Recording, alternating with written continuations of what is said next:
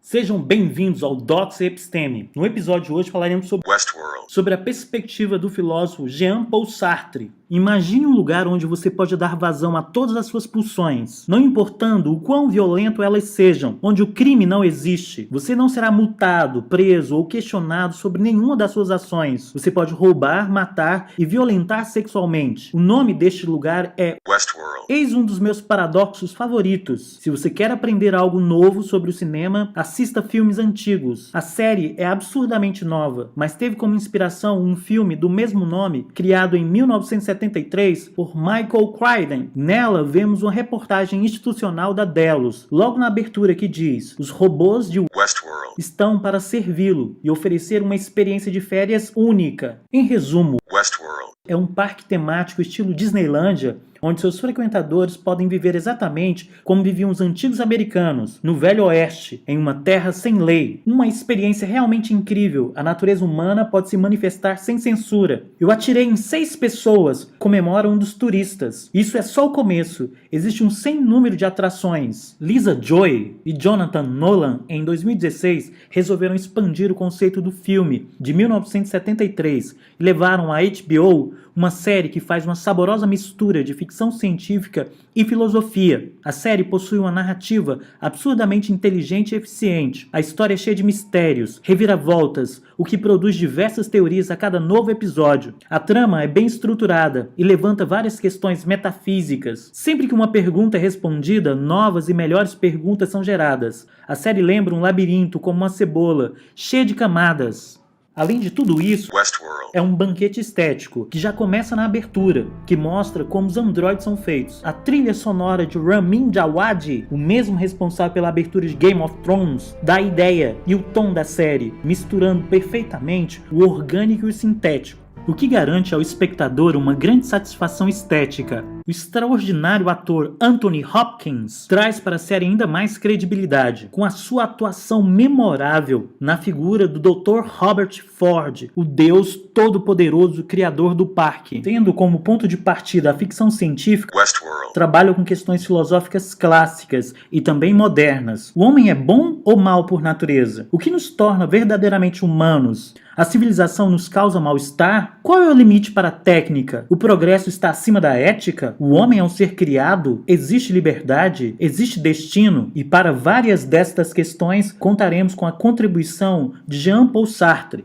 A subjetividade é a verdade. A subjetividade é o real. Essas ideias de Kierkegaard são o germe de boa parte do que ficou conhecido como existencialismo. Sartre é a figura mais notória da filosofia francesa e se tornou o representante mais legítimo do existencialismo. Jean-Paul Sartre nasceu em 1905, foi professor do liceu, novelista, dramaturgo, escritor político, diretor de jornais, estudou durante um bom tempo na Alemanha, onde sofreu forte influência do pensamento fenomenológico de Husserl e também de Heidegger. A sua grande obra, O Ser e o Nada, foi tida por muitos como a obra de um discípulo de Heidegger, mas Sartre nunca foi discípulo de ninguém e nunca quis ter discípulos. Ele repudia até mesmo o conceito, porque ele implica a submissão ao pensamento de um outro. Sartre, por sua vez, defende a busca de uma consciência singular. Para Sartre, o marxismo é a filosofia insuperável do nosso tempo, e a razão disso é que ela apenas começou a se desenvolver, e as circunstâncias em que se engendra ainda não foram superadas. Seria impossível compreender o sentido e o alcance da filosofia de Sartre se a considerássemos apenas em si mesma, pois ela é inseparável da sua vida. A influência intelectual de Sartre e o seu sucesso internacional não foi igualada por nenhum outro filósofo do seu tempo. Segundo Pierre Bourdieu, Sartre é inventor de uma função social que só ele preencheu, a de intelectual total. A intuição que fundamenta a filosofia existencial de Sartre começou muito antes da sua formalização em A Náusea.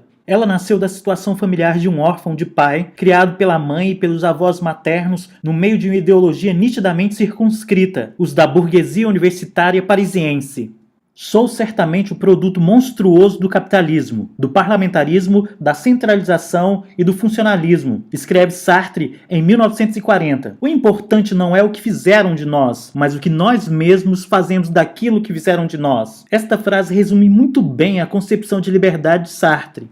O seu modo de vida, morar num hotel, escrever num café, viver uma união livre com Simone de Beauvoir, tanto quanto suas ideias o situam à margem da instituição e da sociedade burguesa. Ao longo de toda a sua vida, teve como princípio a recusa da instituição, seja ela do grupo, do partido ou do Estado. Em 1939, no início da Segunda Guerra Mundial, Sartre foi capturado pelos alemães e mantido prisioneiro de guerra durante 9 meses. Neste período, começou a escrever o seu mais notório trabalho existencial, O Ser e o Nada. Em 1964 foi apreciado com um prêmio Nobel de Literatura, que ele recusou, tornando-se a primeira personalidade a tomar essa atitude. Alegou que não receberia o prêmio porque ele seria um prêmio burguês e afirmou também que nenhum escritor deveria ser transformado em uma instituição. Sartre considerava que cada pessoa individualmente era um ser por si mesmo, que tinha autoconsciência. Segundo Aristóteles, todo ser possui uma essência. Mas afinal, o que é essência? A resposta seria aquilo que define a coisa enquanto tal, isto é, aquilo que define a coisa enquanto ela mesma. Eu sei, isso parece por demais abstrato. Vejamos um exemplo. A essência é o que define a coisa enquanto tal, e sem a qual a coisa perderia a razão de ser. Pense em uma caneta. Ela tem uma essência, ela possui algo que a define previamente enquanto caneta. A essência é, portanto, aquilo que dá a ela a razão da sua existência. Um para quê, um propósito, uma finalidade, que no caso é escrever. O que possibilita a caneta a cumprir a sua finalidade? A tinta. Sem a tinta, a caneta não teria sentido. Tá, tudo bem, alguém poderia dizer, eu posso usar uma caneta sem tinta para prender o cabelo. Eu posso usar o tubo da caneta para cheirar cocaína. Eu sou o tipo de idiota que coleciona caneta sem tinta. Em resumo, você poderia usar a caneta sem tinta para várias coisas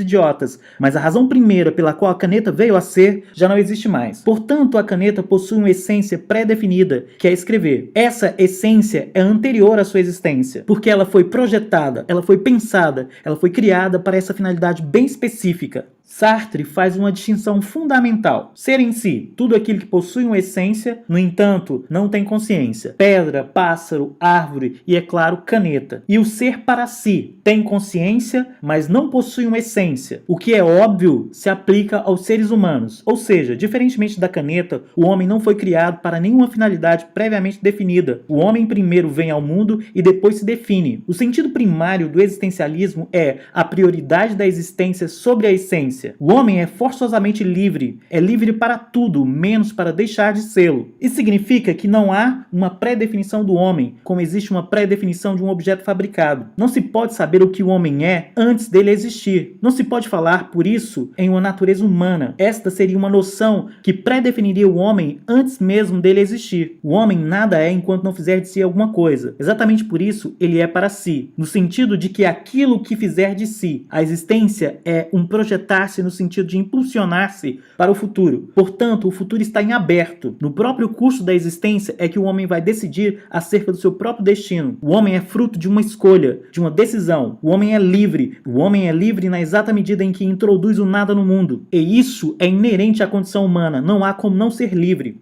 Na medida em que o meu ser é contingente, dado gratuitamente, a minha existência só se sustenta pelo movimento através do qual persiste o meu ser projetar-se para o futuro. Livre e gratuito, sou responsável pela minha própria existência, desde que aceito viver o que escolhi. Toda consciência é consciência de alguma coisa. Em seu primeiro surgimento, ou cogito pré-reflexivo, a consciência apresenta-se ao mesmo tempo como consciência do ser e como consciência de não ser aquilo que tem consciência. Daí a fórmula, o homem é o ser por quem o nada vem ao mundo. A má-fé consiste em fugir da liberdade, da angústia, colocando os valores no mundo como seres em si, portanto, iludindo a responsabilidade inerente à liberdade. É isso que faz o espírito de serenidade, que recusa ver os valores como proposições da liberdade. O homem está condenado a ser livre. A situação na qual surge essa liberdade não define os seus limites, mas a sua facticidade. Não escolho meu corpo, tampouco meu lugar histórico, geográfico, social e etc. Mas sou responsável pelo sentido que vou dar a esse conjunto de fatos que conclui a minha situação no mundo.